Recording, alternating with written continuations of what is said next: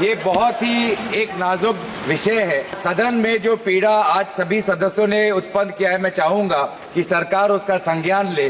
जो संविधान के आधार है 15, 25, 26, 30, 29, उसका संज्ञान ले। ये सीधा सीधा ये कानून धर्म से और आस्था से जुड़ा हुआ है और इसलिए इसको लेकर जल्दबाजी नहीं करनी चाहिए। वो इस्लाम के लोग जो उसको मानते हैं, जिनके दिल में करुणा है, जो समाज के प्रति कर्तव्यबद्ध है, वो इस रास्ते को अपनाते हैं और इसीलिए उनके प्रति हमें संवेदनशील होनी चाहिए।